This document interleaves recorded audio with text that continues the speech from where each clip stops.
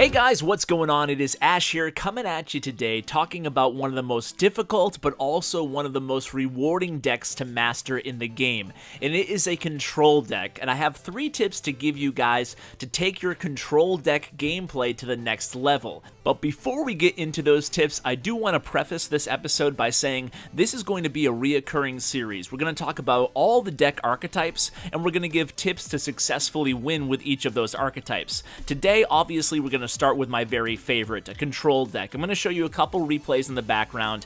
This is my go-to deck, as you guys probably already know. Technically speaking, it's a proxy control deck, but let's kind of rewind a little bit and talk in case some of you aren't familiar with all the deck archetypes and what they are and what they mean. Most of you might already know this, but a control deck basically means probably 75% of the match is going to be concentrated and played on your side of the arena, meaning you're going to focus mainly defensively, making positive elixir trades, and then translating that into a really solid counter push, or just picking your spots and chipping away at your enemy's towers. You'll note that most of these wins using a control deck is going to be by 1 tower, so a 1-0 win, or a 2-1 win, or a 3-2 win. You're not really going to have a really powerful deck like a beatdown or aggro deck where you're really trying to get a 3 crown every time, or at least you have the capability of doing that every single time. So now let's get into the actual tips now that you know exactly what a control deck is.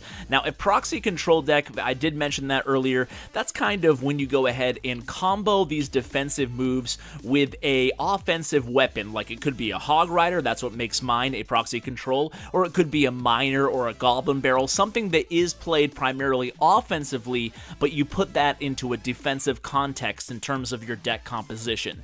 So anyway, 3 tips for you guys all about control decks, how to really win with them, and some of these tips, just a heads up, might be a little bit obvious for the seasoned player, but you know what, even if you already know a lot of these things, they're really important to keep in mind every single time you go to battle. Even me personally, sometimes you kind of forget these things, and sometimes you get a loss or 2 under your belt and you start playing more aggressive. Remember, you don't really want to play aggressive most of the matches when you're playing a control deck. You have to think defensively, you know, like I said, around 75% roughly of the match. So what you're trying to do, obviously, is build up that elixir advantage, and you do that by making a series of positive elixir trades. What's a positive elixir trade? Well, if someone is charging at you with a prince, say, and you take it down with a skeleton, that's a very positive elixir trade. You're netting 4 elixir off of that trade. Once you know that your opponent is down to 2 or less elixir, then you can sneak the hog rider in, and it will be very, very difficult for them to counter. But anyway, let's get to the actual tips here. So number 1, hold your counter card once you know what your opponent is playing. So if you're going against a Royal Giant, for example, and you're playing a deck like I'm playing here, you want to make sure you have the cannon and the mini P.E.K.K.A ready. If you're going against another control hog cycle deck, you want to make sure you have the cannon ready.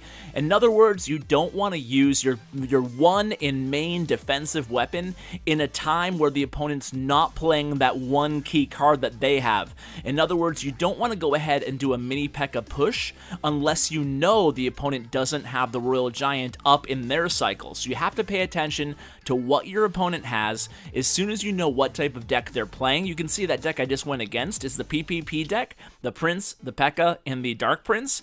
And once I knew what they were playing, I made sure I always had the Ice Spirit, for example, in Goblins handy, along with the cannon. Now, it's a little bit of a bad example because that type of deck, almost everything in my deck can be useful in terms of countering what they throw at me. So just to review, tip number 1 is once you find out what type of deck your opponent is playing in terms of the meta strategy, you want to make sure you identify the best card to counter that, and then you don't play it when you know they're going to be playing that card soon.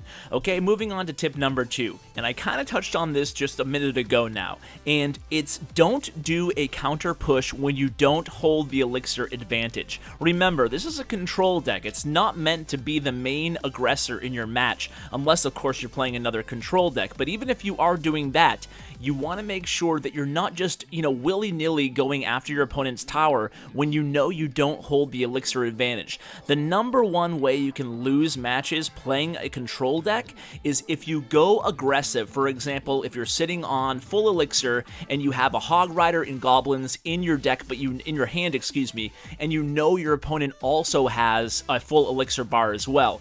You would not want to play your Hog and your Goblins at that point, because just imagine if you were your opponent in that situation. If you came at me with Hogs and Goblins and I had full elixir, I would easily be able to counter that, easily be able to benefit in that elixir trade, and in turn I could smoke you offensively because I had the elixir advantage. If I played, say, a mini P.E.K.K.A. against your Hog Rider and I zapped your Goblins, well, we'd be at the same amount of elixir because we both use 6, only I still have a mini P.E.K.K.A. alive and you're just sitting there at 4 elixir, so I'm able to parlay that mini P.E.K.K.A. with the elixir that I have left against you, giving me the 4 elixir advantage for a very decent counter push. So that's the idea, what you want to be doing on these decks. So to reiterate, tip number 2 is going to be know when to counter push and when to hold. Some people will say they use a Musketeer defensively, and then the Musketeer wins, you do a good job defending your tower, and then the Musketeer is getting towards that halfway mark in the arena, getting towards the bridge.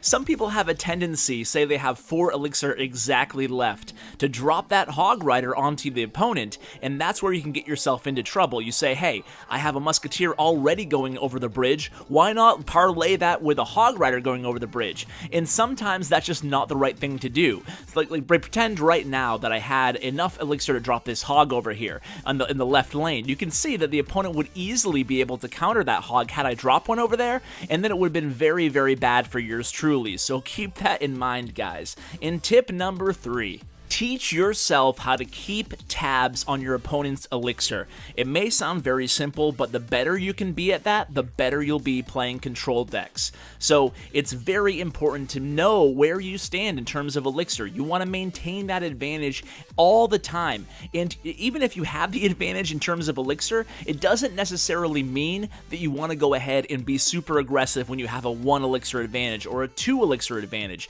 It's a slow play. So use your towers defensively to help you out defensively, compound that elixir advantage that you're slowly going to gain throughout the match for a big strong push. Those are the keys to playing a control deck. A control deck can be one of the most difficult decks to play in the entire game, but once you master these 3 basic tips, you can have success. And with that, guys, let's go ahead and move on to the CWA Community Corkboard. What's going on, Ash and his viewers? I stumbled across your Mob Crush stream about a couple of months ago, and I managed to slip into your tournament on time, and you and I had a battle, and then I went and had a look at your channel, and I subscribed instantly because I saw your life story video, and I just really shared that opinion and your message there. And I've been watching ever since, and I realized we have similar opinions on a lot of things. Great content, by the way. And I wanted your input on something. I sent a message to Supercell about a month ago, and there's no progress. I've requested something for us. I think that the free players really need that change in the game, so I've made a video about it. It's in my channel. And I realized that we need a voice, somebody that will be heard to start a discussion and get the ball rolling. And I think you'll be the perfect guy for the job, sort of a liaison. Just on this one, I don't know if you want that on yourself, but I hope you'll accept. I think everybody would agree you're the perfect guy for it. And go ahead and check it out. I really appreciate it. Also, have a look at my channel. I do Clash Royale, PC games, maybe even Pokemon Go. We'll have to see about that. And that's it. Sorry it took more than half a minute. Thank you for the opportunity, and clash on, guys. Hey Waza, thank you so much for the message and the voice memo. Huge shout out to you, your clan, and your YouTube channel. I'll be sure to link it in the description below. To answer your question, I believe that yes, absolutely, there needs to be big changes coming to the game in terms of making things a little bit easier to progress for free-to-play players. I think that's definitely one of the main pain points, if not the biggest pain point in the entire game right now. It's very, very difficult for free-to-play players to to compete, as you mentioned in your video.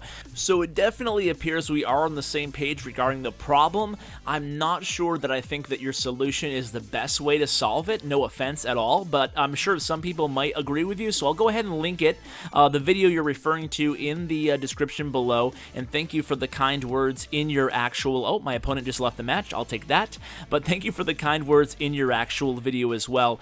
I'm not sure that, maybe I misunderstood your video, but you seem to think that your level actually dictates who you're matched up against, and that's not the case. But I do think there will be fixes on the way as early as tomorrow for free-to-play players, so stay tuned for those, and a huge shout out to you. Thank you so much for your support, man. So guys, thank you so much for watching. I really appreciate it, and as always, take care, guys.